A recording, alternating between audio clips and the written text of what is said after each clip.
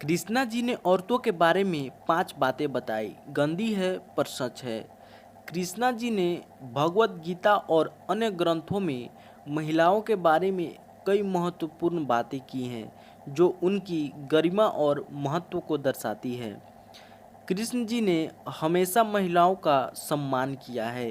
गीता में वे कहते हैं कि सभी जीवन रूपों में एक दिव्य तत्व है और इस दृष्टि से हर व्यक्ति, चाहे वह महिला हो या पुरुष, सम्मान का हकदार है। महिलाओं को भी धर्म, शिक्षा और सशक्तिकरण के समान अधिकार मिलने चाहिए। कृष्ण जी ने राधा जी के साथ अपनी गहरी आध्यात्मिक और प्रेमपूर्ण संबंधों के माध्यम से यह सिद्ध किया कि महिला न केवल भक्ति और प्यार की प्रतीक होती है, बल्कि वह दिव्यता का एक महत्वपूर्ण भाग होती है।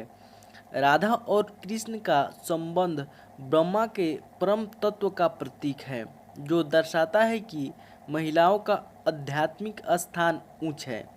कृष्ण जी ने गीता में यह भी कहा कि कर्म से जुड़ा धर्म हर किसी के लिए है और महिलाओं के लिए भी यह कोई अलग नहीं है। उन्होंने अपने जीवन में महिलाओं के प्रति सम्मान दिखाया और उन्हें किसी भी प्रकार से शोषण से बचाने की कोशिश की। कृष्ण जी ने अपनी माँ यशोदा के प्रति गहरा प्रेम और सम्मान दिखाया। उन्होंने स्त्री को जीवन में महत्वपूर्ण स्थान दिया और यह संदेश दिया कि महिलाओं को माँ के रूप में विशेष सम्मान मिलना चाहिए। कृष्ण जी का संदेश महिलाओं के अधिकारों और सम्मान के पक्ष में था और उनके जीवन के उदाहरण से यह स्पष्ट होता है कि उन्होंने कभी भी महिलाओं के साथ भेदभाव नहीं किया। कृष्ण जी ने औरतों के बारे में कुछ और महत्वपूर्ण बातें भी कही हैं, जो उनके दर्शन और जीवन के माध्यम से समझी जा सकती हैं। कृष्ण जी के अनुसार नारी में अपार शक्ति और क्षमता होती है। उन्होंने अपने जीवन में नारी को एक शक्ति के रूप में देखा और उनके अस्तित्व को देवत्व के साथ जोड़ा।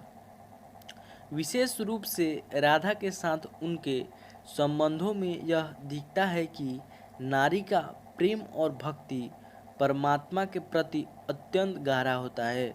भगवत गीता में कृष्ण जी ने जो शिक्षा दी, वह नारी और पुरुष के बीच अंतर नहीं करती। उन्होंने कहा कि सच्चा ज्ञान और भक्ति किसी भी लिंग, जाति या वर्ग से परे होता है। उनके अनुसार हर व्यक्ति का लक्ष्य परमात्मा के साथ एकात्मता है और यह उपलब्धि स्त्री या पुरुष सभी के लिए समान है। महाभारत में कृष्ण जी ने कई बार महिलाओं की रक्षा की। द्रौपदी के चीरहरण के समय उन्होंने उन्हें अपने संरक्षण में लिया और उनके सम्मान की रक्षा की। यह घटना उनके नारी सम्मान के प्रति गहरे दृष्टिकोण को दर्शाती है।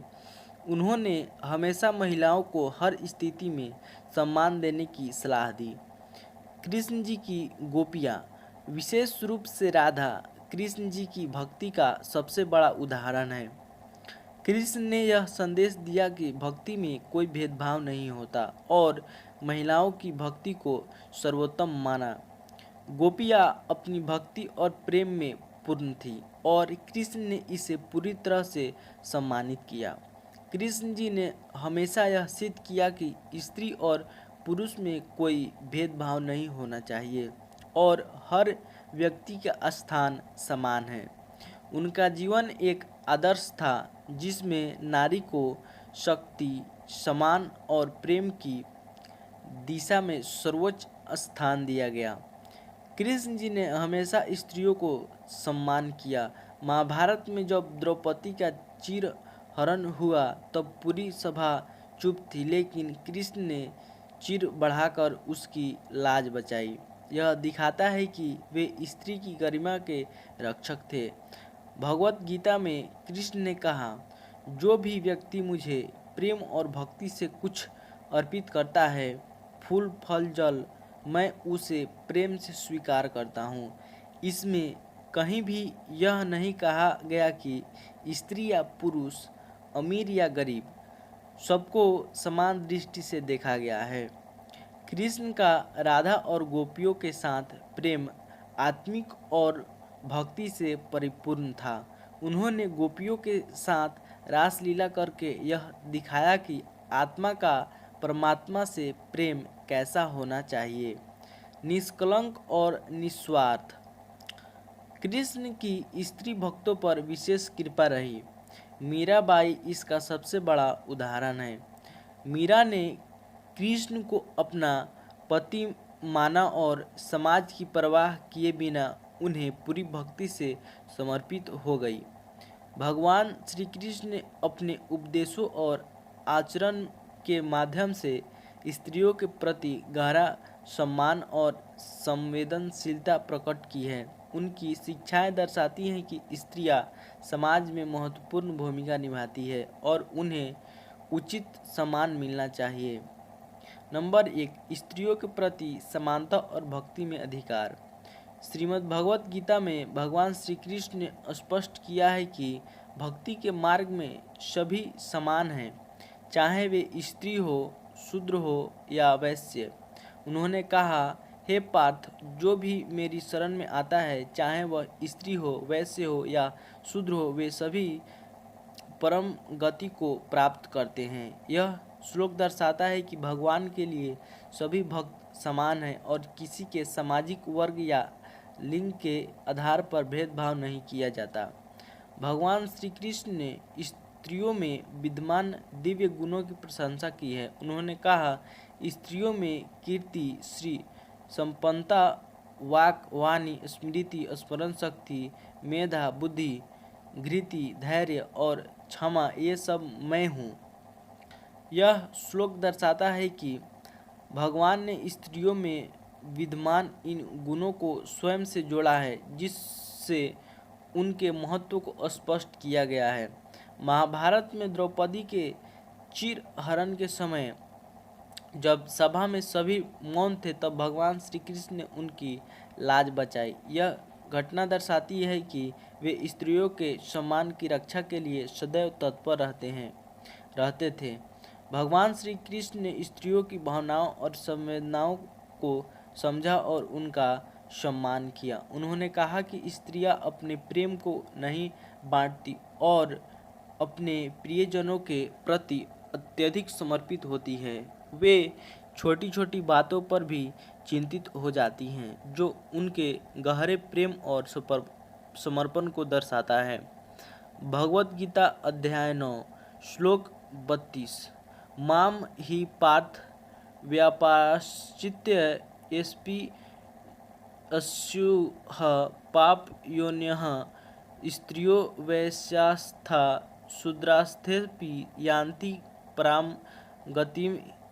हिंदी भावार्थ, हे अर्जुन, जो लोग मुझे एकमात्र शरण मानते हैं, चाहे वे स्त्रियां हों, वैश्य हों या शूद्र, भले ही वे किसी भी जाति या परिस्थिति से हों, वे सभी परम गति मोक्ष को प्राप्त कर लेते हैं।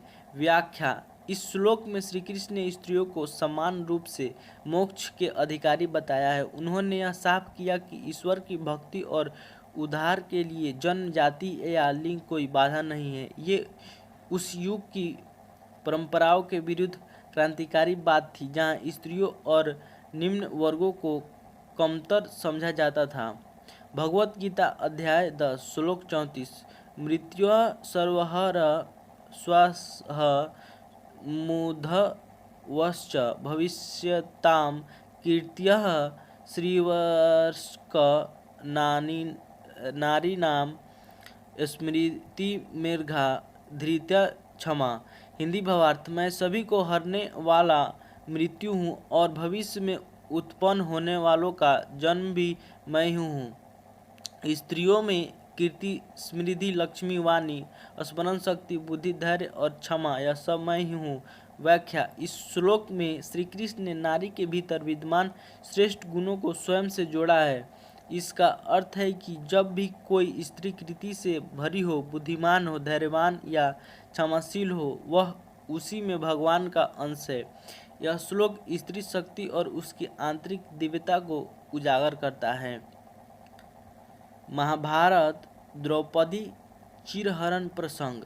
घटना का सार। जब कौरवों ने सभा में द्रौपदी को अपमानित करने का प्रयास किया और उसे जबरन खींचकर लाया गया, तब धर्म और नीति की रक्षा के नाम पर पूरी सभा मौन थी। द्रौपदी ने श्री कृष्ण को पुकारा और उन्होंने चमत्कारी रूप से चीर बढ़ाकर उसकी लाज बचाई। व्याख्या। यह घटना श्री कृष्ण की स्त्रियों की मर्यादा और रक्षा के लिए तत्परता को दर्शाती है। वे केवल उपदेश देने वाले नहीं, कर्तव्य पालन और संरक्षक भी थे। इससे यह भी सीख मिलती है कि जब धर्म संकट में हो तब केवल ईश्वर ही अंतिम सहारा होते हैं। दोस्तों, वीडियो कैसा लगा कमेंट करके बताइए। वीडियो अच्छा लगा हो तो वीडियो को लाइक कर दीजिए और चैनल पर नए हैं तो चैनल को सब्सक्राइब कर दीजिए। दोस्तों, फिर मिलते हैं अगले वीडियो में। अभी के लिए इतना ही।